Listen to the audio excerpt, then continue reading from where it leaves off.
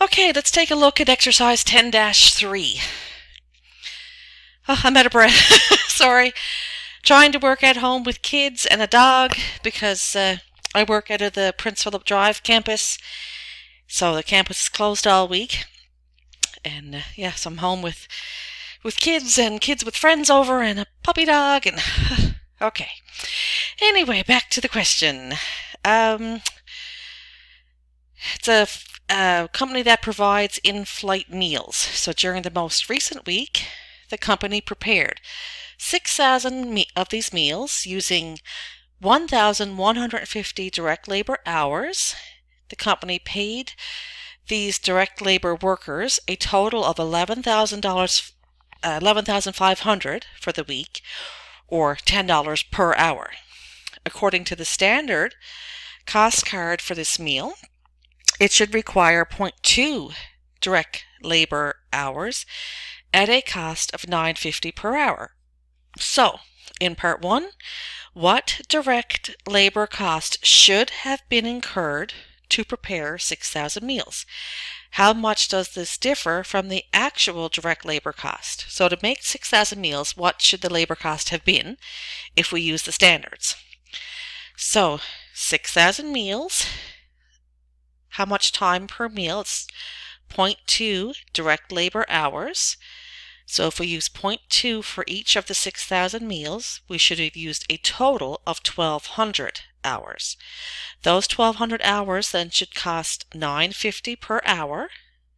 So it should have cost us $11,400 in direct labor if we had done it, if they had made them according to the standards.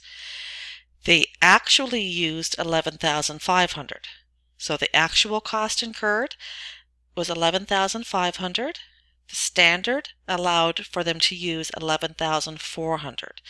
So they used 100 more than what they should have if they had done it according to the standard. So that means it was unfavorable.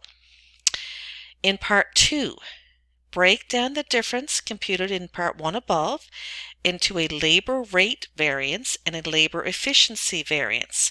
So again, if you look at page 396 in your text, Exhibit 10-6, that kind of gives you the breakdown of how, or shows you an example of how we want this done.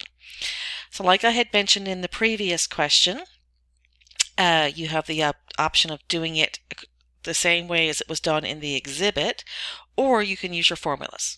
Totally up to you. You get the same information. It's just some people find they prefer formulas. Some people they prefer the visual way of doing it like the exhibit. So, actual hours times your actual rate. Actual hours times standard rate. Standard hours times standard rate. So we have to calculate those three amounts. Actual hours, we're told they used 1,150 times your actual rate of $10 per hour. That's 11,500. Actual hours again, so still 1,150 times the standard rate, and the standard rate was given at $9.50 per hour, so that works out to 10,925. Or standard hours, so the standard hours we calculated up here. We said that 6,000 meals using the standard of 0.2 hours per meal would have been 1,200 hours. So standard hours of 1,200 times your standard rate of $9.50 is 11,400. So again, this is a little bit more visual. 11,500 minus 10,925 is 575. Again, it's a positive number, so that means it's unfavorable. But looking at it, you can also see that when we use the actual rate versus the standard rate, our actual number is higher. The number calculated using the actual rate is higher than the number calculated using the standard rate. So our actual was higher. We spent more than what we should have according to the rate, according to the standards. Therefore, it's unfavorable. So again, you can visualize it a little bit more this way. So this is our rate variance. And our efficiency variance would be to take 10,925 minus 11,400. That would give us negative 475. A negative number means the variance is favorable. So then our total is 575 minus, because it's a positive 575 minus 475, or plus negative 475 if you want to look at it that way. It gives us positive 100.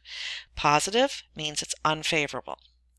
So you can do it like that, or again, you can use the formula. So our labor rate variance, what we calculated up here, is actual hours times actual rate minus standard rate. So actual hours used were given at 1,150 times actual rate, $10 per hour, minus standard rate, $9.50 per hour.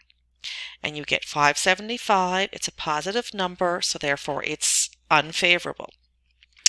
Our labor efficiency variance is standard rate times actual hours minus standard hours. Standard rate was given at $9.50 per hour. Actual hours used was given in the question, 1,150, and the standard hours we calculated up here at 1,200. So that gives us negative 475. It's a negative number, therefore it's favorable. And again, I'll just point out again that these formulas are just an extension of this. So you can use this method, or you can use the formulas, whatever is more intuitive, whichever one makes more sense to you.